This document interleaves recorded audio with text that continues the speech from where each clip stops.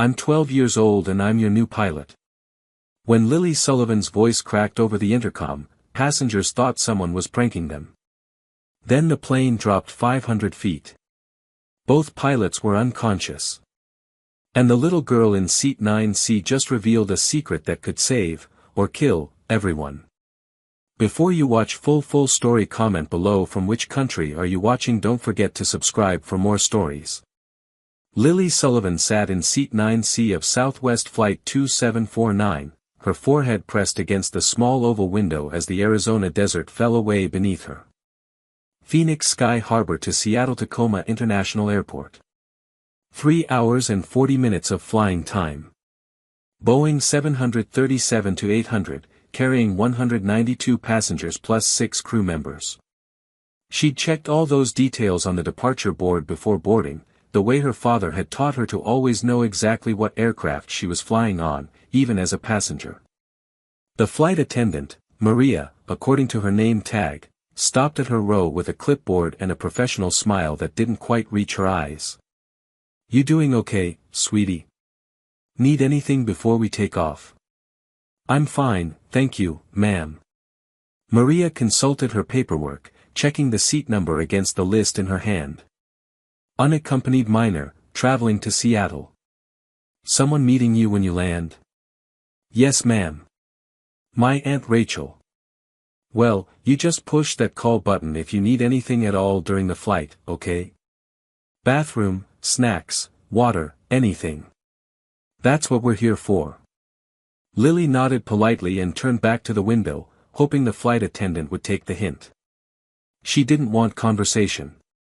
Didn't want the well-meaning questions and sympathetic looks that adults always gave when they discovered why a 12-year-old girl was flying alone across 3 states in the middle of November.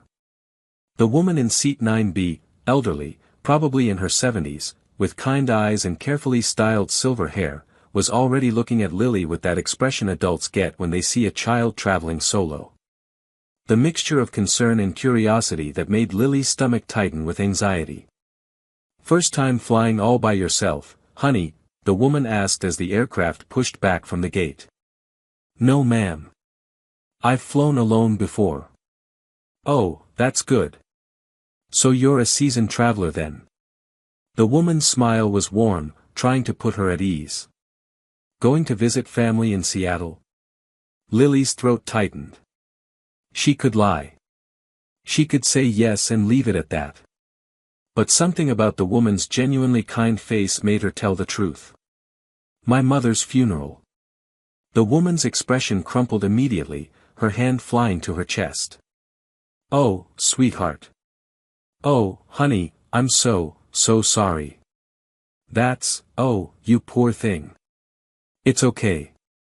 The automatic response, even though it wasn't okay, would never be okay. But Lily had learned over the past few days that people needed you to say it was okay. They needed permission to stop feeling uncomfortable about your tragedy. She was sick for a long time. Cancer. She's not in pain anymore. Still, that's no age to lose your mother. You're what, 10? 11? 12? 12 years old. The woman shook her head, eyes glistening. Life isn't fair sometimes, is it? No, ma'am. It isn't. The woman reached over and patted Lily's hand gently, then mercifully settled back into her own seat and said nothing more. Lily was grateful. She turned back to the window and watched the ground crew directing the aircraft toward the taxiway, their orange vests bright in the morning sun. She was small for 12, everyone said so, though Lily hated when they pointed it out. Barely 4'9", maybe 85 pounds soaking wet, with her father's dark hair cut short and practical because long hair got in the way and annoyed her. She wore faded jeans, white sneakers that were getting too small but still had a few months of life left in them, and an oversized Air Force hoodie that had belonged to her father. The hoodie was navy blue with USAF stenciled across the chest and Sullivan across the back. It swallowed her small frame completely, the sleeves rolled up 3 times so her hands could actually reach through the cuffs. Even after 2 years, the hoodie still smelled faintly of her father's cologne, something woody and masculine that made her chest ache every time she caught the scent. She pulled it tighter around herself as the aircraft taxied toward the runway. The Boeing 737 climbed steadily into the clear November sky. Lily tracked their progress automatically, not even thinking about it, the change in engine pitch as they rotated, the landing gear retracting with a solid thunk she felt through the fuselage, the flaps coming up in stages as they gained altitude and speed. Her father had trained her to notice everything about aircraft, to be conscious of every phase of flight. 25,000 feet. 30,000. 35,000. The engines settled into their cruise pitch as they reached their assigned altitude. The captain's voice came over the intercom, smooth and professional with the practiced cadence of someone who'd made this announcement 10,000 times. Ladies and gentlemen, from the flight deck, we've reached our cruising altitude of 40,000 feet. Flight time to Seattle today will be approximately 3 hours and 35 minutes. We've got good weather all the way up the coast, so we're expecting a smooth ride. Flight attendants, you're free to begin cabin service. Lily closed her eyes and leaned her head against the window, feeling the slight vibration of the airframe through the plastic. 3 days. That's all she had to get through. The funeral was tomorrow at 2 o'clock at a cemetery in Bellevue where her mother had grown up. There would be a reception afterward at her aunt's house. Then Sunday she'd fly back to Phoenix, back to her Aunt Karen's house where she'd been living for the past 2 years. Back to the life she'd built after everything fell apart. 2 years and 3 months ago, she lost her father. Colonel Jake Rapt Sullivan, one of the most decorated test pilots in United States Air Force history, died when an experimental aircraft he was testing suffered a catastrophic failure at Mach 2.1 and 65,000 feet. The official investigation concluded it was a combination of factors: pilot error in judgment, equipment malfunction in the fly-by-wire system, and ultimately just bad luck. The kind of accident that happens when you push aircraft to the absolute edge of what's physically possible. But Lily knew the truth, even if the Accident Investigation Board didn't want to admit it. Her father didn't make mistakes. Jake Sullivan was incapable of pilot error. He was too good, too experienced, too careful. He'd flown aircraft that would have killed lesser pilots a dozen times over. He'd set speed records, altitude records, endurance records. He'd tested prototype fighters that existed only as classified programs with no official names. When you flew experimental aircraft that pushed the boundaries of physics and engineering, sometimes physics and engineering pushed back harder. Sometimes even the best pilot in the world couldn't overcome bad design or faulty components or systems that failed at exactly the wrong moment. Her father died doing what he loved, testing an aircraft that would make future fighters safer and more capable. The fact that it killed him didn't make him any less of a hero. It just made him dead. 3 days ago, 72 hours that felt both like yesterday and like a lifetime, Lily lost her mother. Stage 4 pancreatic cancer, diagnosed 18 months ago, fought with chemotherapy and radiation and surgery and everything modern medicine could throw at it. For a while, it seemed like maybe her mother might beat it. Might be one of those miracle survivors you read about. But pancreatic cancer doesn't care about hope or miracles or 12-year-old girls who've already lost their fathers. It just keeps growing and spreading and taking until there's nothing left to take. Her mother died at home in Seattle, surrounded by family, with Lily holding her hand and trying to be brave even though she felt like her entire world was disintegrating. Now Lily Sullivan was an orphan at 12 years old, flying across 3 states to bury the last parent she had left, and after tomorrow she would be completely alone in the world except for aunts and uncles and cousins who loved her but who weren't her parents. She pulled the Air Force hoodie tighter and tried not to think about the fact that after tomorrow, there would be no one left who remembered her as anything other than that poor orphan girl. But there was something else. Something nobody on this flight knew. Something nobody was supposed to know, something that died with her father in the wreckage of an experimental fighter at 65,000 feet. For 6 years, from the time she was 6 years old until her father died when she was 10, Jake Sullivan had taught his daughter to fly. Not as a game. Not as pretend. Not as, maybe someday when you're older. Real flying. Real aircraft. Real skills. It started when she was 6 and her father noticed something unusual about her spatial awareness and hand-eye coordination. He'd been playing catch with her in the backyard when he realized she could track multiple objects simultaneously, predict trajectories with unusual accuracy, and process visual information faster than seemed normal for her age. He took her to a pediatric neurologist who ran tests and came back with results that made the doctor's eyebrows rise. Your daughter's spatial reasoning scores are in the 99.9th percentile, the doctor told her parents. Her ability to process multiple simultaneous inputs and maintain situational awareness is extraordinary. I've never seen scores like this in someone so young. What does that mean? Her mother had asked. It means, her father said quietly, that she has the cognitive profile of a natural pilot. The kind of brain that can fly aircraft. Her mother laughed, thinking he was joking. But Jake Sullivan wasn't joking. He started teaching Lily in simulators he built in their garage. Not toy simulators. Real flight training devices with accurate cockpit layouts, functioning instruments, and professional-grade flight dynamics software. He started with basic Cessna 172 simulators, simple single-engine trainers, and made her learn every system, every procedure, every emergency checklist. "Why are you teaching me all this?" she asked him when she was 7. Frustrated after spending 2 hours practicing engine-out landings in the simulator. "Because you have a gift, Lily Bird." That's what he called her, Lily Bird, his little pilot. You have the kind of brain that comes along maybe once in 10,000 people. The kind of spatial awareness and hand-eye coordination that makes someone a truly exceptional pilot. And a gift like that shouldn't be wasted just because you're young. But I'm not allowed to fly yet. You have to be 16 to get a student pilot license. Not legally, her father agreed. But that doesn't mean you can't learn. By the time you're 16 and can fly legally, you'll have 10 years of training. You'll be the best damn pilot who ever walked into an Air Force Academy interview.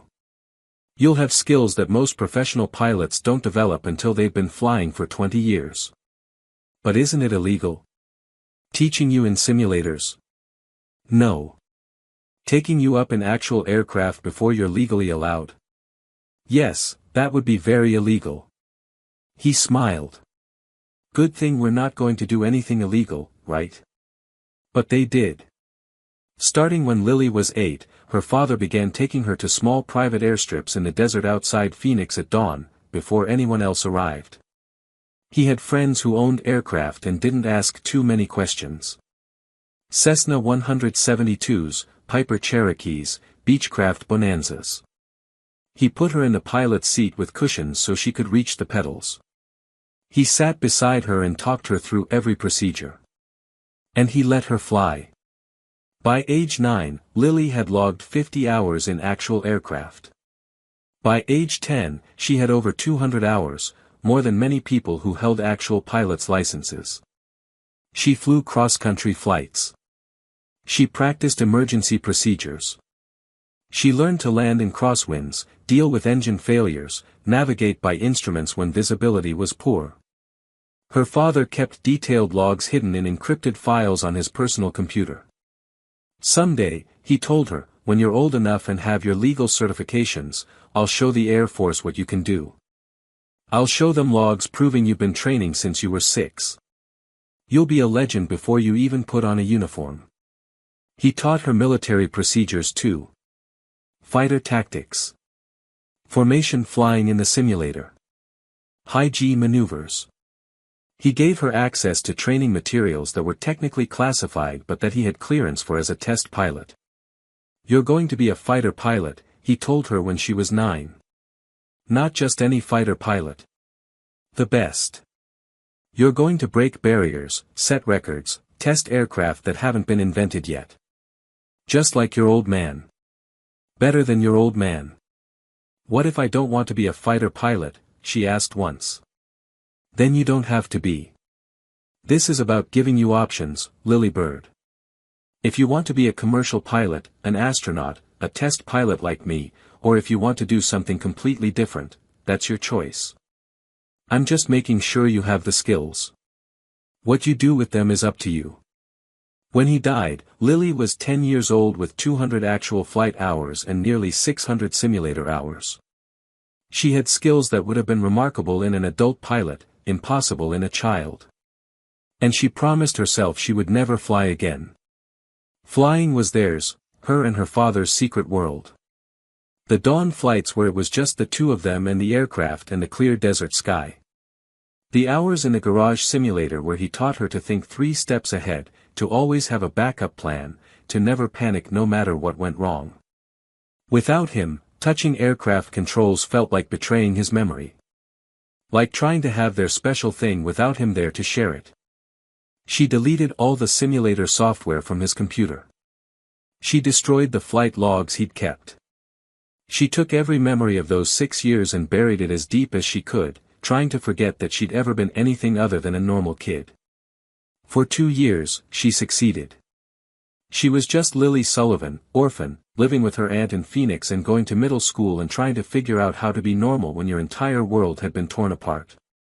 But at 40,000 feet over the Idaho wilderness, with 198 souls on board Southwest Flight 2749, all of that was about to change. The first sign something was wrong came 47 minutes into the flight. Lily was staring out the window, watching the landscape far below transition from desert browns to the greens and grays of Idaho forests, when she caught a smell that didn't belong. It was faint at first, a chemical odor, slightly sweet and acrid at the same time, mixed with something that reminded her of burning electronics. Most passengers wouldn't have noticed. It was subtle enough to dismiss as normal aircraft smell, the mixture of recycled air and cleaning products and jet fuel that permeates every commercial flight. But Lily's father had trained her to notice everything about aircraft. "Your senses are diagnostic tools," he told her during one of their training sessions. "Smell, sound, vibration, visual cues, they all tell you what the aircraft is doing and whether something's wrong. Most pilots ignore their senses. The best pilots trust them." That smell wasn't normal. It wasn't jet fuel. It wasn't hydraulic fluid. It was something in the cabin air itself, something being circulated through the environmental control system. Lily sat up straighter, suddenly alert. She looked around the cabin. Most passengers were reading, watching movies on their phones, dozing. Everything appeared normal. But that smell. She watched the flight attendants. Maria was at the forward galley, preparing the beverage cart. Richard, the male flight attendant she'd noticed earlier, was checking something on a tablet near the mid-cabin emergency exit. Both seemed fine. Then Maria paused, put a hand to her forehead, and swayed slightly. Just a momentary loss of balance, barely noticeable. She caught herself on the galley counter and continued what she was doing. Hypoxia, Lily thought immediately. Oxygen deprivation. But that didn't make sense. They were at 40,000 feet but the cabin was pressurized to the equivalent of about 8,000 feet, high enough that you might feel slightly tired but nowhere near high enough to cause hypoxia symptoms. The pressurization system was working. If it wasn't, the oxygen masks would have dropped automatically. Unless the problem wasn't lack of oxygen. Unless it was contaminated air. Lily's mind raced through the aircraft systems her father had made her memorize. The environmental control system on a 737 uses engine bleed air, compressed air tapped from the engines, to pressurize and cool the cabin. That air passes through air conditioning packs and mix manifolds before being distributed throughout the cabin. If there was contamination in the engine bleed air, combustion byproducts, hydraulic fluid, de-icing chemicals, carbon monoxide, it would circulate directly into the cabin. The pilots, sitting closest to the air supply source in the cockpit, would be exposed to the highest concentration. They'd be affected first and most severely. Maria stumbled. Actually stumbled, catching herself on a seat back. A passenger in first class asked if she was okay. Maria smiled and said something Lily couldn't hear from row 9, but her smile looked wrong. Too slow. Too confused. Ma'am. The elderly woman in 9B was looking at Lily with concern. Are you alright, honey? You look worried. Something's wrong, Lily said quietly. Wrong? What do you mean? The flight attendant. She's dizzy. Confused. Those are hypoxia symptoms. The woman blinked. How would you know? I need to check on her. Lily unbuckled her seatbelt and stood up. She was small enough that she didn't have to duck to avoid hitting her head on the overhead bins, small enough to slip through the narrow aisle easily even though the seatbelt sign was still illuminated. Honey, you should probably sit down, the woman said. The seatbelt sign is on. But Lily was already moving forward. She'd learned from her father that when something feels wrong on an aircraft, you don't wait and hope it goes away. You investigate immediately. Hesitation kills pilots. She reached Maria at row 5. The flight attendant was now sitting in a jump seat, her face pale and sheened with sweat. Her eyes had that unfocused look of someone who wasn't processing information correctly. Ma'am. Lily stopped directly in front of her, keeping her voice calm and clear. Are you feeling okay? Maria looked up slowly, like the simple act of focusing her eyes required enormous effort. I'm fine, sweetheart. Just a little dizzy. Must be coming down with something. Do you have a headache? Yes, actually. How did? Do you feel tired? Like it's hard to think clearly? Yes. Maria's brow furrowed in confusion. How are you? Who are you? My name's Lily. I need you to listen to me very carefully. You have hypoxia symptoms. Carbon monoxide poisoning, probably from contaminated bleed air. You need to get on oxygen right now. Richard appeared from the forward galley, concerned. Maria, what's wrong? You look terrible. She needs oxygen, Lily said firmly, looking up at Richard. And you need to check the cockpit immediately.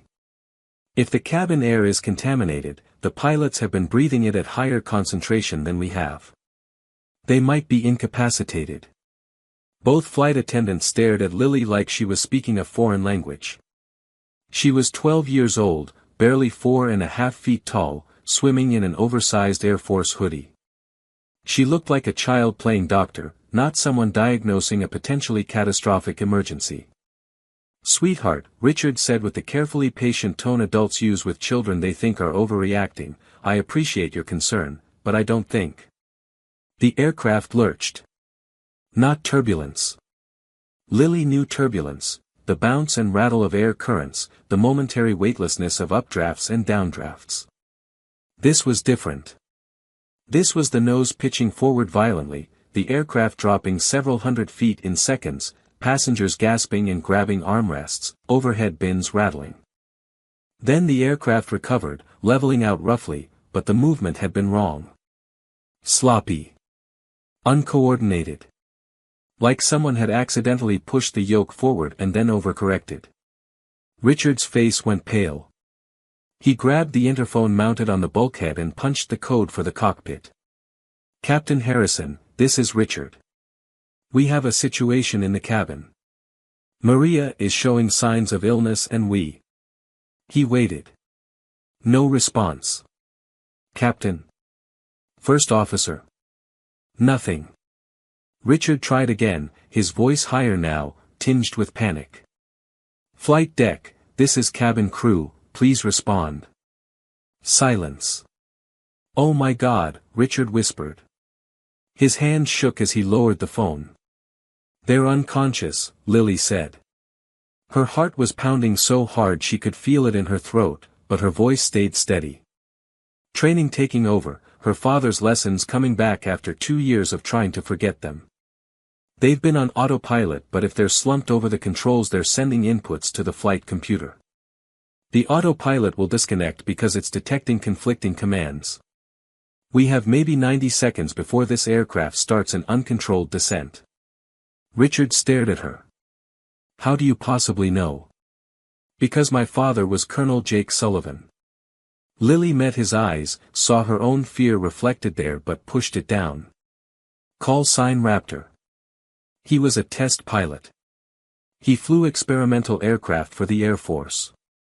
And he taught me about aircraft systems. He taught me a lot of things.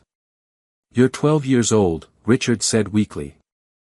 I'm 12 years old and I'm telling you that both pilots are probably unconscious from hypoxia, and if we don't do something right now, everyone on this aircraft is going to die. Lily's voice cracked slightly on the last word, but she didn't look away. So you can either believe me or you can wait another 2 minutes and see if I'm right. But if I'm right and you wait, we're all dead. Maria groaned, slumping further in the jump seat. Richard looked at her, looked at Lily, and made a decision. Come with me, he said. They moved forward toward the cockpit. The aircraft lurched again, the nose dropping, the descent angle increasing. Passengers were starting to panic now, sensing that something was wrong, that the movements weren't normal turbulence. Ladies and gentlemen, please remain calm and stay in your seats, Richard called out, his voice admirably steady considering the circumstances. We're experiencing some technical difficulties and we need everyone to stay seated with your seatbelts fastened. The cockpit door was reinforced, locked, standard security protocol implemented after September 11th. Richard pulled out his key card and swiped it through the reader, then punched in an emergency access code. The lock clicked, but when he tried to open the door, it only moved an inch before hitting something solid. It's blocked, Richard said. Someone inside is pressed against it. A male passenger from row 2, broad-shouldered, military haircut, probably ex-service by the way he carried himself, stood up without being asked. Let me help. Together, Richard and the passenger put their shoulders against the door and shoved. The door moved slowly, inch by inch, pushing against dead weight. Finally it opened wide enough for someone to squeeze through. The sight inside the cockpit made Richard inhale sharply. Both pilots were unconscious. Captain Harrison slumped forward in the left seat, his weight pressing against the yoke, forcing the aircraft's nose down. First Officer Davis hung sideways in the right seat, held in place only by her shoulder harness, her head lolled to one side. The instrument panel glowed with amber and red warning lights, altitude alerts, autopilot disconnect warnings, terrain proximity cautions. The altimeter read 37,400 feet and the number was decreasing. Descent rate showed 950 feet per minute and increasing. The airspeed was climbing into the yellow caution range as the aircraft picked up speed in the dive. Jesus Christ, the male passenger breathed. He was staring at the instrument panel with the recognition of someone who understood what he was seeing. We're in an uncommanded descent. Lily squeezed past them into the cockpit. She was small enough to fit in the cramped space easily. Help me get him off the controls. Now. What are you doing? Richard reached for her but she slipped past his hand. Saving this plane. Help me move him. Something in her voice, command that seemed impossible coming from a 12-year-old girl, made them obey. Richard and the passenger grabbed Captain Harrison under the arms and hauled him back in his seat, away from the yoke. The control column snapped back to neutral. The aircraft's nose came up slightly but they were still descending, still off course, the autopilot confused by conflicting inputs. Lily climbed into the right seat, First Officer Davis's seat. Her feet didn't reach the rudder pedals. The seat was positioned for an adult. She reached down frantically, found the seat adjustment lever, and yanked it. The seat slammed forward on its rails until her feet could barely touch the pedals. She'd have to point her toes to use them but it would work. Her hands found the controls. The yoke felt right in her grip, the same basic configuration as the Cessnas and Pipers she'd flown with her father. Larger aircraft, more systems, but the fundamental principles were the same. Her eyes scanned the instrument panel, taking in information the way her father had drilled into her. Altitude, 36,900 feet and dropping. Descent rate, 1,100 feet per minute. Airspeed, 425 knots and climbing, too fast. Heading, 318 degrees, they were off course. Autopilot, disconnected. Both engines, running normally, so this was definitely air contamination, not mechanical failure. "What are you doing?" Richard shouted. "You're a child. You can't." "I'm a pilot." Lily snapped, not taking her eyes off the instruments. "My father was Colonel Jake Sullivan, call sign Raptor. He was one of the best test pilots in Air Force history. And he trained me to fly from the time I was 6 years old. I have 600 hours in simulators and 200 hours in real aircraft. I know this plane. Now get out of my way and let me work." Richard's mouth opened and closed. The male passenger stared at her with wide eyes. "Is that true?" the passenger asked. "You really know how to fly?" "Yes." Lily's hands moved across the panel, checking systems. "I've never flown a 737 before, but I've trained on similar aircraft in simulators. The principles are the same. Right now I need you to get oxygen on both pilots. Portable bottles from the emergency equipment.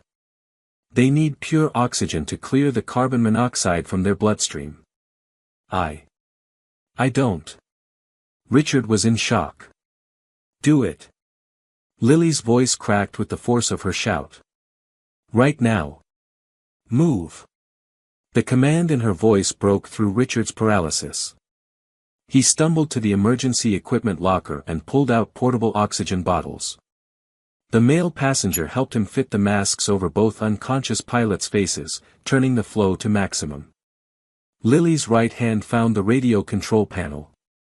Her left hand stayed on the yoke, feeling the aircraft through her fingertips the way her father had taught her. She took a breath, deep, steadying, the way he'd taught her to do before any critical procedure, and keyed the microphone. When she spoke, her voice was high, unmistakably that of a child, but it didn't shake. "Seattle Center, Southwest 2749, declaring emergency." There was a pause. 2 seconds. 3. Then, "Southwest 2749, Seattle Center, go ahead with your emergency." "Seattle Center, both pilots are unconscious due to hypoxia from contaminated cabin air." "I am." Lily swallowed. This was insane. They weren't going to believe her. But she had to try. "I am assuming control of the aircraft." A longer pause this time. She could imagine the controller staring at his radar scope in disbelief, trying to process what he'd just heard. "Southwest 2749, say again your last transmission." "Did you say both pilots are unconscious?" "That's affirmative, Seattle Center. Captain and first officer are both incapacitated. I'm a 12-year-old passenger but I have flight training. My father was Colonel Jake Sullivan, United States Air Force, call sign Raptor. He was a test pilot. He trained me to fly. I can control this aircraft." She could hear crosstalk in the background now, other controllers, supervisors, voices overlapping in confusion and disbelief. "Southwest 2749. The controller's voice was very careful now, like he was trying to talk someone down off a ledge. "Did you say you're 12 years old?" "Yes, sir. My name is Lily Sullivan." She paused, and when she spoke again her voice was stronger. "My call sign is Raptor. Just like my dad." More background noise. Someone was shouting about getting a supervisor. Someone else was saying something about FAA protocol. Then a new voice came on the line, older, deeper, with the unmistakable authority of military command. "Lily Sullivan, this is General Marcus Webb, United States Air Force, commander of Mountain Home Air Force Base in Idaho. We're monitoring your situation on military frequencies." "Did you say your father was Jake Sullivan?" Lily's chest tightened. "Yes, sir. Colonel Jake Sullivan. He died 2 years ago in a crash testing an experimental aircraft at Edwards Air Force Base." "I know." General Webb's voice softened slightly. "I knew your father, Lily. I served with him. He was the finest pilot I've ever known. One of the best this country has ever produced. Did he really train you to fly? Yes, sir.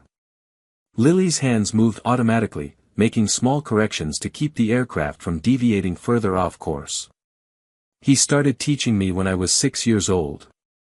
He built flight simulators in our garage. He made me study systems, procedures, emergency checklists. When I was 8 he started taking me up in real aircraft, Cessnas, Pipers, Beechcraft. By the time he died I had logged 200 actual flight hours and almost 600 simulator hours. That sounds exactly like something Jake would do. A pause. Lily, I need you to understand the situation you're in. You're in command of a Boeing 737 with 198 souls on board, 192 passengers and 6 crew. You're at 36,000 feet and you need to land this aircraft safely. Do you really think you can do this? Lily looked at the instrument panel, at the unconscious pilots beside and behind her, at the Idaho wilderness stretching out 36,000 feet below. She was 12 years old. She weighed maybe 85 pounds. Her feet barely reached the rudder pedals. She'd never flown anything larger than a small jet before. But her father's voice was in her head, as clear as if he were sitting beside her in the right seat. When it matters, Lily Bird, when lives are on the line, you don't think about what you can't do. You think about what you've trained to do. Fear is normal. Fear keeps you sharp. But panic makes you stupid. So you feel the fear, you acknowledge it, and then you trust your training and you fly the damn plane. Yes sir, Lily said. Her voice was steady. I can do this. Then your father gave you one hell of a gift, and right now 198 people need that gift. General Webb's voice became more businesslike. We're scrambling F-15s from Mountain Home to escort you and provide visual confirmation. We're also patching in every experienced pilot we can find to talk you through procedures. First thing first, what's your current status? Lily scanned the instruments again. Altitude 35,800 feet, descent stabilized at 400 feet per minute. Airspeed 410 knots. Heading 318, approximately 15 degrees off course. Both engines operating normally. Fuel state shows 12,000 pounds remaining. No other system failures indicated. Outstanding situational awareness. That's your father's daughter right there. General Webb paused. Lily, we're going to help you through this step by step. You're not alone up there. Do you understand? Yes, sir. Good. First priority is to stop that descent and stabilize your altitude. Can you do that? Lily's left hand was already on the yoke, her right reaching for the throttles. Already working on it, sir. Increasing power and adjusting pitch. She added thrust, both throttles forward slightly, feeling the engine spool up, hearing the pitch change.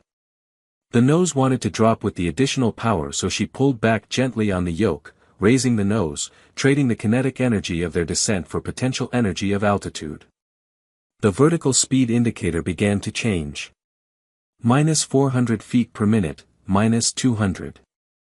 Minus 50. Level, plus 100. Seattle Center, Raptor has arrested the descent. Climbing back to 36,000. Copy that, Raptor. Well done. That was a new voice now, a woman's voice, calm and professional. This is Captain Sarah Chen, United Airlines. I've been flying 737s for 22 years. I'm going to help talk you through this. First, let's get you stabilized and then we'll work on the approach and landing. Sound good? Yes, ma'am. Thank you. You're doing great, sweetie. Your father would be incredibly proud right now. Now let's get you and everyone else home safely. For the next 44 minutes, Lily Sullivan flew Southwest Flight 2749 while the world held its collective breath. Within 15 minutes of her initial radio call, every major news network had picked up the story. Social media exploded. 12-year-old girl flying commercial jet after pilot's collapse. Daughter of legendary test pilot takes controls in emergency. Child pilot attempts impossible landing. In the cockpit, Lily blocked out everything except the voices on the radio and the instruments in front of her. Captain Chen walked her through engaging the autopilot, carefully, with specific instructions, because using autopilot wrong in this situation could be catastrophic. But once it was properly configured, the autopilot took over maintaining altitude and heading, giving Lily a moment to breathe. Okay, Raptor, you've got the autopilot holding 36,000 feet and heading 310, Captain Chen said. How are you feeling? Scared, Lily admitted. But okay. Focused. Good. Fear is healthy. It means you respect what you're doing. Now, how are your pilots doing? Richard, still in the cockpit doorway, checked both pilots. The first officer is starting to respond. She's moving a little bit, making sounds. That's excellent news. The oxygen is working. Keep those masks on them. They need to clear the carbon monoxide out of their systems. Captain Chen paused. Lily, I want you to understand something. We've got a lot of very experienced pilots working on this with you. We're analyzing weather at Seattle, runway conditions, approach procedures. We're going to set you up for the smoothest, easiest approach possible. You're not alone. I understand, ma'am. Have you ever practiced landings in a simulator? Yes, ma'am. My dad had a 737 simulator program. I've done probably 100 practice landings. 100 landings. Okay, that's good. That's really good. Most student pilots don't have that much practice before their first real landing. But I've never landed a real 737, Lily said quietly. The biggest thing I've actually landed was a citation jet. And that was 2 years ago. The principles are the same, just a bigger aircraft. You've got this. 2 F-15 fighters appeared on either side of the 737, close enough that Lily could see the pilots clearly through the canopy glass. The lead fighter, call sign Hawk, came on the frequency, Raptor, this is Hawk. Visual confirmation, I can see you in the cockpit. You have positive control of the aircraft. Altitude and heading are stable. Your father was a legend in the fighter community. He trained some of the best pilots in the Air Force. From where I'm sitting, looks like he trained you pretty damn well too. Thank you, Hawk. Lily's voice wavered slightly. You doing okay up there, kid? I'm scared. So am I, Hawk said. But you know what? You're doing everything right. You declared an emergency, you took control when the pilots went down, you stabilized the aircraft, and now you're working with us to bring everyone home. That's exactly what your dad would have done. Lily blinked back tears. He would have made it look easy. He would have been sweating bullets just like you are. He just never let anyone see it. That's what makes a great pilot, not being fearless, but being afraid and doing it anyway. Behind her, First Officer Davis groaned and her eyes fluttered open. She was disoriented, confused, trying to figure out why she was slumped sideways with an oxygen mask on her face. Hey, take it easy, Richard said gently. You were unconscious. Hypoxia from contaminated air. Davis's eyes focused slowly, tracking around the cockpit.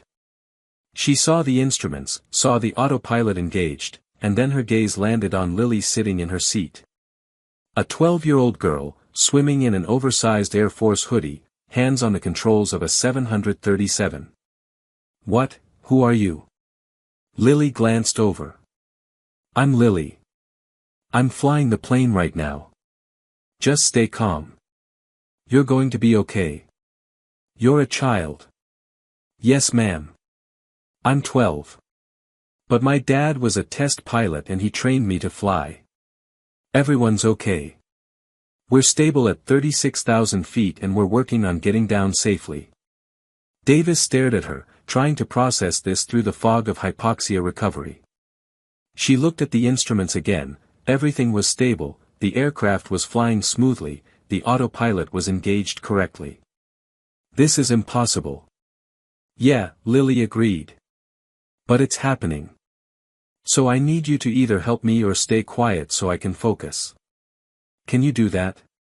There was something in Lily's voice, a calm authority that seemed to transcend her age, that made Davis nod slowly. What do you need? When we get closer to Seattle, I'm going to need help with the approach checklist. I know the procedures, but you know this specific aircraft. I don't want to miss anything. You've never landed a 737? Never landed any commercial jet. Biggest thing I've ever actually landed was a Cessna Citation. That was when I was 10. Lily paused. In simulators I've landed 737s probably 100 times. But never for real. Never with 198 people depending on me. Davis continued staring at her, this tiny girl about to attempt something most professional pilots would consider nearly impossible. Your father must have been an incredible teacher. He was the best pilot who ever lived. Lily's voice caught. He died 2 years ago testing an experimental fighter. I'm flying to Seattle for my mom's funeral. She died 3 days ago from cancer. So I'm an orphan now. But before all that, before everything fell apart, my dad and I used to fly together. It was our special thing. Just his and mine. I'm so sorry, sweetheart. Me too. Lily blinked hard, forcing down the emotion. But I can't think about that right now. Right now I just need to land this plane and get everyone home safe. Davis reached over and squeezed Lily's shoulder gently. Then let's do that. Let's get everyone home. The approach into Seattle-Tacoma International Airport was choreographed like a military operation. Every controller in Seattle Center was involved. The FAA coordinated with military command. Air traffic in a 50-mile radius was rerouted. Emergency vehicles lined the runway, fire trucks, ambulances, rescue equipment. Captain Chen walked Lily through every step. Okay, Raptor, we're going to start your descent now. We want a nice gentle descent, nothing abrupt. I'm going to have you reduce your altitude to 30,000 feet first. Can you disengage the autopilot altitude hold? Yes, ma'am. Lily's hand found the correct button. Altitude hold disengaged. Good. Now gently, and I mean gently, reduce your throttles. Pull them back maybe half an inch. You want to start a descent of about 500 feet per minute. Lily's right hand moved the throttle levers back smoothly. The engine pitch decreased. The nose wanted to drop, so she trimmed slightly, keeping the attitude stable. The vertical speed indicator showed minus 450 feet per minute. Beautiful. That's perfect. Hold that descent rate. For the next 20 minutes, Lily descended in stages, 30,000 feet, then 25,000, then 20,000. Each step was carefully controlled, carefully monitored by a dozen experienced pilots listening on the frequency.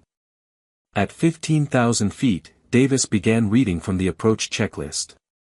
Altimeters set to 29.92, Lily confirmed, adjusting the barometric pressure setting. Landing gear. Lily's hand hesitated over the gear lever. Once she extended the landing gear, there was no going back. The aircraft would slow significantly, the handling characteristics would change. She'd be committed to landing. Trust your training, her father's voice said in her memory. Extending gear. She pulled the lever. 3 solid thumps reverberated through the airframe as the wheels locked down. 3 green lights illuminated on the panel. 3 green, gear down and locked. Good. Flaps 5. Lily moved the flap lever to the first setting. The nose pitched down as the flaps extended, increasing both lift and drag. She compensated with the trim wheel.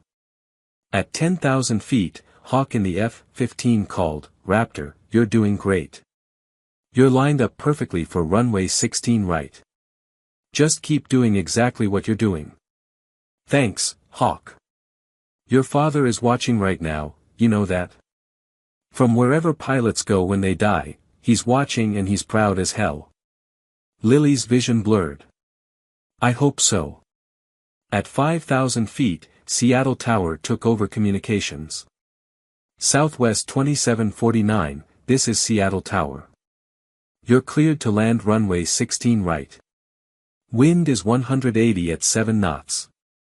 Emergency vehicles are standing by, but everyone here believes you're going to nail this landing. Cleared to land 16 right, Lily repeated, her voice steady despite her racing heart. At 3,000 feet, the city sprawled below them, buildings, highways, the distinctive shape of the Space Needle. Under different circumstances it might have been beautiful. Flaps 10, Davis said quietly. Flaps 10. Flaps 25. Flaps 25. The aircraft slowed further.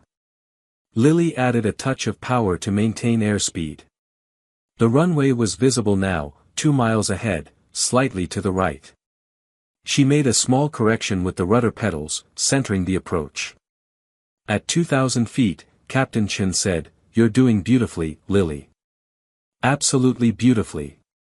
Speed is perfect. Glide slope is perfect. Just keep it steady all the way down." "Yes, ma'am." At 1,000 feet, Lily keyed the radio, "Seattle Tower, Raptor is on final approach. 1 mile out." "Copy, Raptor. Cleared to land. Everyone is with you. Bring her home." 500 feet. The runway filled her vision now, gray asphalt marked with white lines and numbers. She could see the emergency vehicles lined up along the taxiways. She could see people standing outside the fire trucks, watching. 300 feet. "Start reducing power," Captain Chen coached. "Nice and smooth. You want to cross the threshold at about 135 knots. Lily eased the throttles back gradually. The engines quieted. The nose wanted to drop, she held it up with back pressure on the yoke. 200 feet. 100 feet. "Flaps full," Davis said softly. Flaps full. The final notch of flaps extended. The aircraft ballooned slightly from the increased lift. Lily pushed forward gently, maintaining the glide path. 50 feet.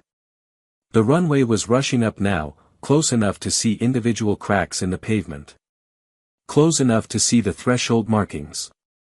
Close enough to. 20 feet. Lily began the flare, pulling back smoothly on the yoke, raising the nose, bleeding off speed, converting forward velocity into lift, waiting for the main wheels to kiss the pavement. 15 feet. 10 feet. The nose rising, the mains reaching down, the ground effect cushioning the aircraft in a bubble of compressed air. 5 feet. The main wheels touched.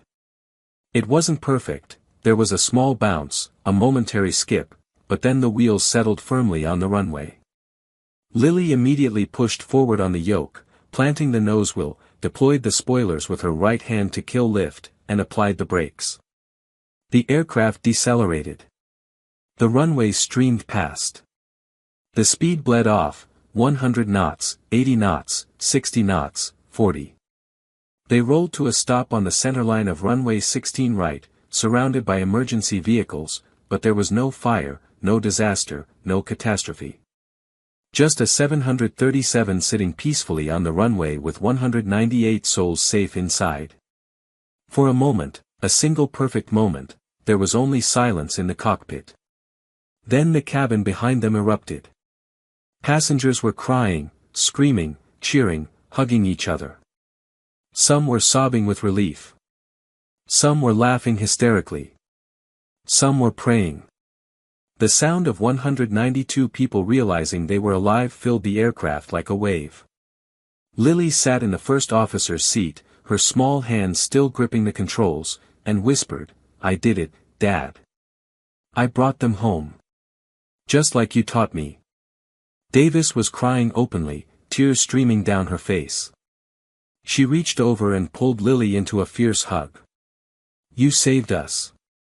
You saved all of us. And that's when it hit Lily, what she'd just done, what she'd been holding together through sheer force of will and training. She was 12 years old. She was an orphan. She'd just landed a commercial jet with 198 people on board. She started sobbing, deep, wrenching sobs that shook her entire body. I want my dad, she gasped between sobs. I just want my dad. I want to tell him I did it. I want him to be proud. I want. He is proud, Davis said fiercely, holding Lily tight. Wherever he is, he's so proud of you right now. You just did something incredible. Something impossible. And you did it because of what he taught you. Outside the cockpit, emergency crews were surrounding the aircraft. Inside the cockpit, a 12-year-old girl who'd just saved 198 lives cried for the father who'd prepared her for a moment she never expected to face. Within 2 hours, Lily Sullivan's face was on every screen in the world. 12-year-old girl lands commercial jet after pilot's collapse. Daughter of legendary test pilot saves 198 lives in emergency landing. Hero child pilot, my dad taught me everything. But alongside the celebration came immediate controversy. Hot takes. Outrage. Think pieces about legality and ethics and child endangerment. Colonel Sullivan violated federal aviation regulations training minor child. Illegal flight training, hero or criminal? Should 12-year-old have been allowed to take controls? Dangerous precedent, when heroics violate the law. Aviation authorities launched investigations. The FAA issued statements. Legal experts debated whether what Jake Sullivan had done constituted child endangerment or genius preparation. The press conference was held that evening at the Seattle Airport Hilton. Lily sat at a long table flanked by General Webb, Captain Davis, First Officer Catherine Davis who'd recovered fully, and an FAA official whose name Lily didn't catch. She looked impossibly small in front of the forest of cameras and microphones. She was still wearing her father's Air Force hoodie. Her eyes had dark circles under them. She looked exhausted and young and impossibly brave. A reporter from CNN raised his hand. Lily, there are already people saying your father acted recklessly. That he violated federal law by teaching you to fly. That he endangered you and created a situation where you were forced to take on responsibilities no child should ever have. How do you respond to those criticisms? Lily was quiet for a long moment, staring at the microphone in front of her. Then she leaned forward, and when she spoke her voice was clear and steady and absolutely certain. My father saw that I had a gift. A rare gift, exceptional spatial awareness, hand-eye coordination, the ability to process multiple systems simultaneously while staying calm under pressure. Those aren't things you can teach. Those are things you're born with. But what you do with those natural talents, that's what matters. My father could have ignored my gift because I was young. He could have said, wait until you're 16 and can get a student pilot license legally. But he didn't. He nurtured my talent. He taught me. He trained me with the same intensity and dedication that the Air Force uses to train its pilots. Was it against regulations? Yes. Did he break federal aviation laws? Absolutely. But would you rather those 198 people on Flight 2749 died today because my father followed the rules? Or are you glad they're alive, glad they're going home to their families tonight, because my father believed I could learn and train me anyway? The room was silent. People keep asking if my father was wrong to teach me, Lily continued, her voice gaining strength. I think you should ask the passengers. Ask the 6-year-old boy in seat 12D who's going home to his family tonight. Ask the pregnant woman in seat 23F who's going to have her baby in 3 months because I knew how to land that plane. Ask Captain Harrison and First Officer Davis who are alive because my father taught me emergency procedures. Ask all 198 people whose lives were saved today. Ask them if my father was wrong. Another reporter, but don't you think there's a difference between having skills and being forced to use them in such a traumatic situation? I wasn't forced, Lily said firmly. I made a choice. When I realized both pilots were unconscious, I had two options: sit in my seat and hope someone else could help, or use the skills my father gave me to try to save everyone. I chose to try. And yes, it was terrifying. Yes, it was traumatic. But you know what would have been worse? Sitting there doing nothing while 198 people died because I was too scared to act. A third reporter: Lily, you've lost both your parents in the past 2 years. Your father 2 years ago, your mother just days ago. Now you're the center of this national controversy. How are you coping with all of this? Lily's eyes filled with tears, but she didn't look away from the cameras. I miss my parents every single day. My dad was my hero, the strongest, smartest, bravest person I've ever known. He was the best pilot who ever lived and the best teacher. My mom was the kindest, most loving person in the world. She fought cancer for 2 years and never once complained. Losing them both, it's the hardest thing I've ever experienced. But my father taught me something important. He taught me that life isn't fair. That sometimes terrible things happen to good people. That sometimes you lose the people you love most. But he also taught me that when those moments come, when life throws you into an impossible situation, you don't quit. You don't give up. You trust your training, you do your best, and you keep fighting. Today, 198 people's lives were in my hands. And even though I'm 12 and I'm grieving and I'm terrified, I didn't quit.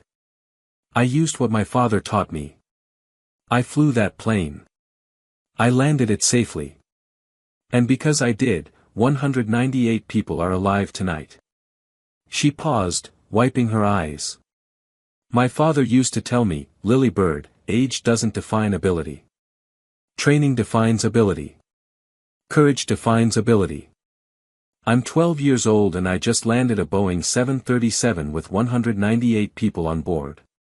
Not because I'm special. Not because I'm magic. But because my father saw my potential and trained me, even when the law said he shouldn't. Call sign Raptor didn't die 2 years ago when my father's plane crashed.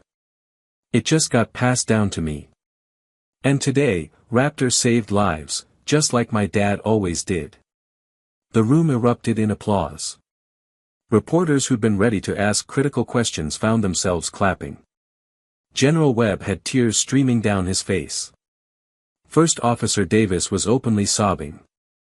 One more thing, Lily said when the applause finally died down.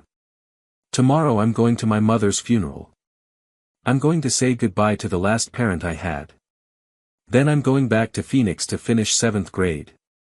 I'm going to be a normal kid as much as I can be. I'm going to heal and grow and figure out who I am without my parents. But when I turn 18, I'm going to the Air Force Academy. I'm going to become a pilot, a legal pilot with all the proper certifications. I'm going to do it the right way, by the book, with official training. And when I do, I'll remember that everything I am, everything I can do, started with a father who loved me enough to break rules to prepare me for a moment he never expected would come. My father gave me a gift. Not just the ability to fly. But the belief that I could do anything if I worked hard enough, trained hard enough, and never gave up. Today, that gift saved 198 lives. She stood up from the table, tiny, exhausted, impossibly brave, and walked away from the press conference. The cameras followed her every step, but she didn't look back. Behind her, General Webb approached the microphone. I served with Jake Sullivan for 15 years, he said, his voice thick with emotion. He was the finest pilot I ever knew. And today, his daughter proved that his legacy, his belief in training, in preparation, in nurturing exceptional talent, that legacy saves lives. Whatever legal questions exist about how she was trained, there's no question about the result. 198 people are alive because Jake Sullivan prepared his daughter for the impossible. That's a legacy worth celebrating. More applause. And slowly, the narrative began to shift. Not everyone agreed. There would be legal investigations, ethical debates, arguments about regulations versus results. But the overwhelming response was gratitude. Wonder. Recognition that sometimes miracles look like a 12-year-old girl in her father's Air Force hoodie, flying a plane she was never supposed to know how to fly. 6 months later. Lily stood at a podium in the auditorium of the United States Air Force Academy in Colorado Springs. The room was packed with cadets, young men and women training to become Air Force officers, many of them aspiring pilots. She was 13 now, her hair slightly longer, her face more mature but still young. She'd grown an inch and filled out a little, no longer quite as tiny as she'd been. She wore neat clothes, dark pants, a white blouse, and a blue blazer. But pinned to her lapel was a small silver pin, a set of pilot's wings. A gift from General Webb, who sat in the front row watching with tears already forming in his eyes. "Good afternoon," Lily began. "I'm Lily Sullivan. Call sign Raptor. I'm 13 years old. Still too young to drive a car. Still 5 years away from being able to enlist in the military. But I have 200 actual flight hours and I've landed a commercial jet with 198 souls on board in an emergency that should have killed everyone. I'm here today not to brag. Not to be famous. But to talk about legacy, talent, training, and the question that's divided this country for the past 6 months, was my father right or wrong to teach me to fly? I can't answer that question for everyone. Legal experts will debate it. Ethicists will argue about it. The FAA is still investigating. There may be laws changed because of what happened. And that's okay. Society needs rules.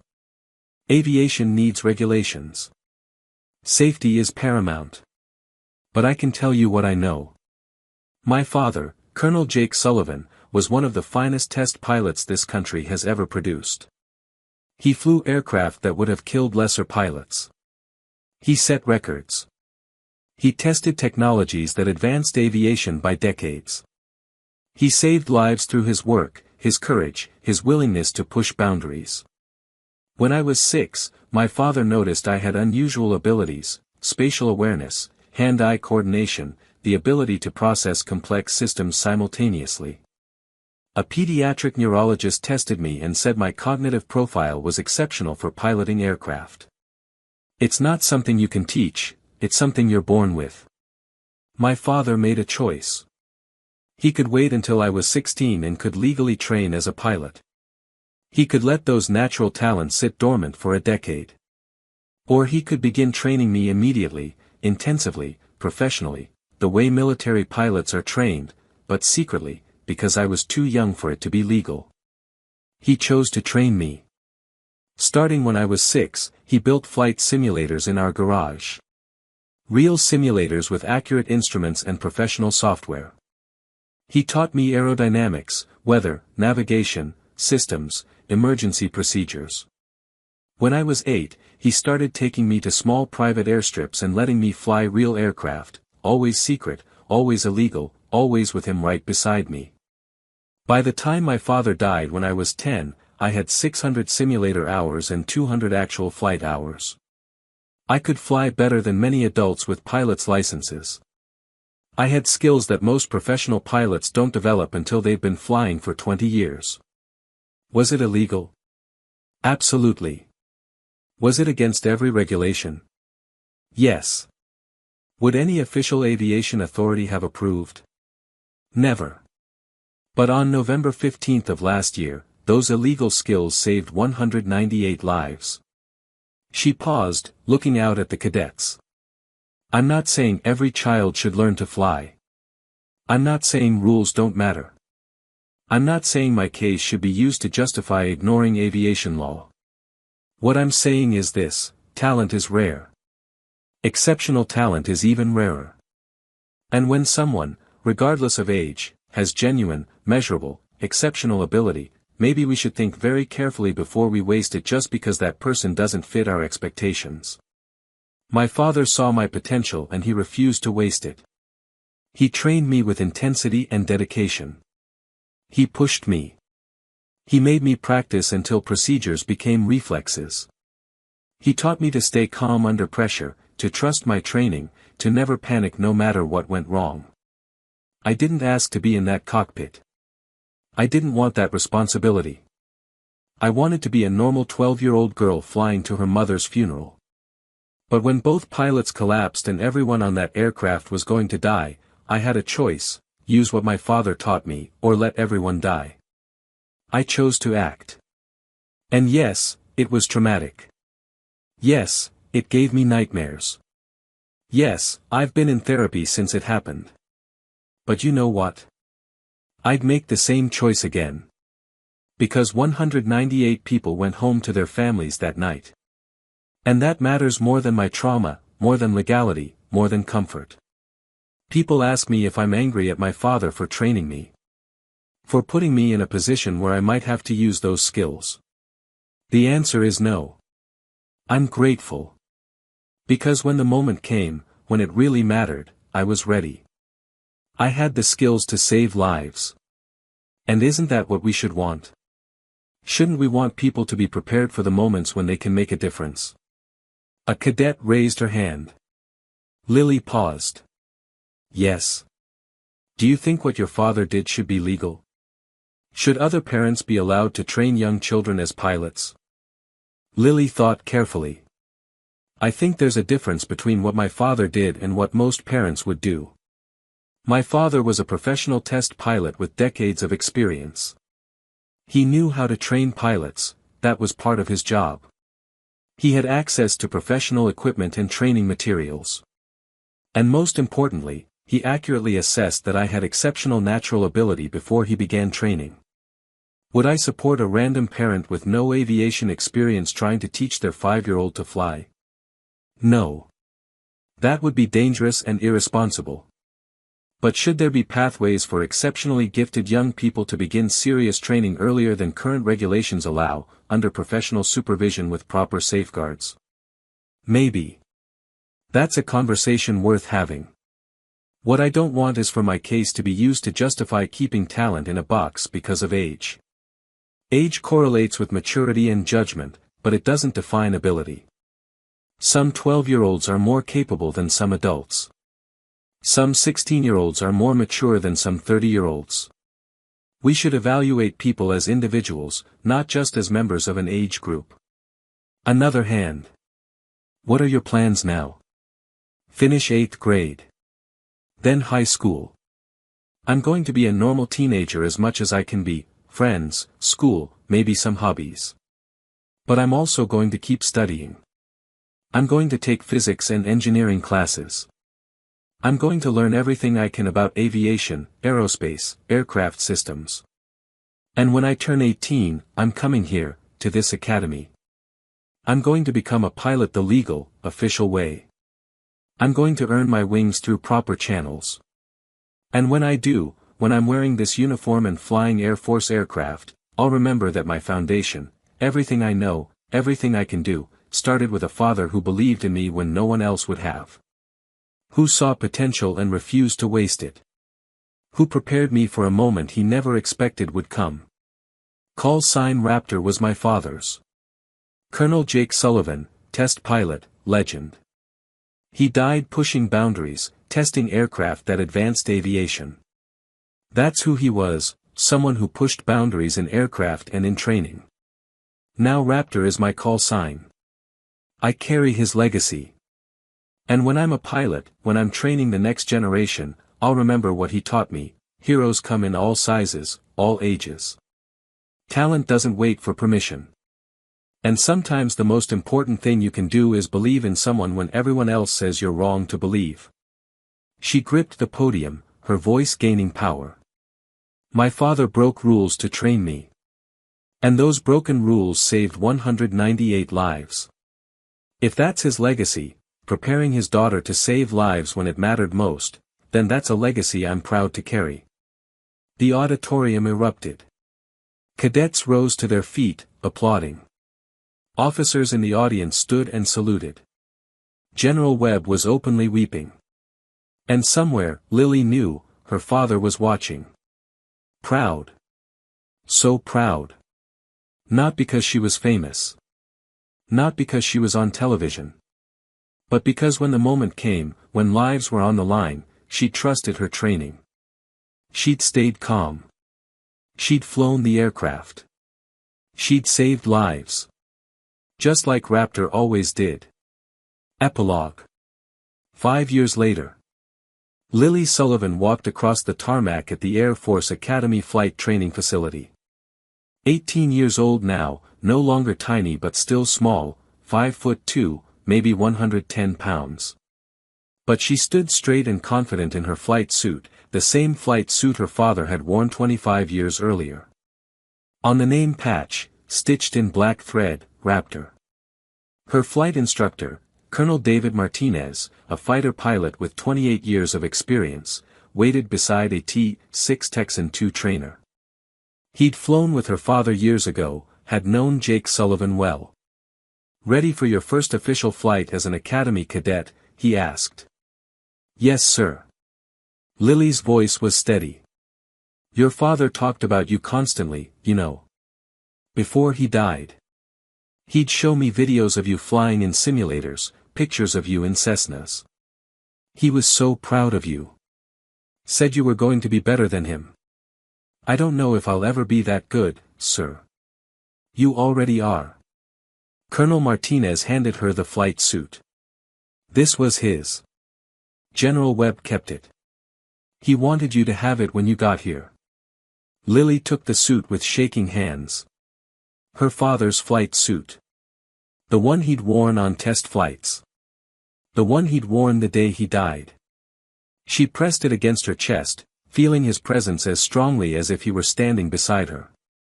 "Your call sign was always meant to be yours," Colonel Martinez said quietly. "Your father told me that. He said he was just keeping it warm until you were old enough to claim it officially." Lily couldn't speak. She just nodded, tears streaming down her face. "He'd be so proud of you, Lily. What you did 5 years ago, saving those people, and what you've done since. Finishing school, coming here, earning this the right way. You honor his memory every day. I miss him so much. I know. But he's here. Every time you fly, he's with you. Teaching you, guiding you, cheering you on." Lily pulled on the flight suit. It fit better than the oversized hoodie she'd worn as a 12-year-old. She zipped it up, feeling her father's legacy settle around her shoulders like a mantle. They walked to the T-6 together. Lily climbed into the cockpit, ran through her pre-flight checks with practiced ease. The controls felt right in her hands. The aircraft spoke to her in the language her father had taught her. When she taxied to the runway, when she advanced the throttle and felt the aircraft accelerate, when she rotated and lifted into the clear Colorado sky, she wasn't alone. Her father was there. In every procedure she'd memorized. In every skill she'd practiced. In every moment of training he'd given her. "This one's for you, Dad," she whispered as she climbed through 5,000 feet. "I made it. Just like you knew I would. I'm Raptor now. Officially. Legally. And I'm going to make you proud." The T-6 climbed higher, sunlight glinting off its wings. And Lily Sullivan, call sign Raptor, daughter of Colonel Jake Sullivan, the girl who landed a 737 at 12 years old, became exactly what her father always knew she would be. A pilot. Not just any pilot. One of the best. Because that's what Raptors do. They push boundaries. They save lives. They fly. And they never, ever quit.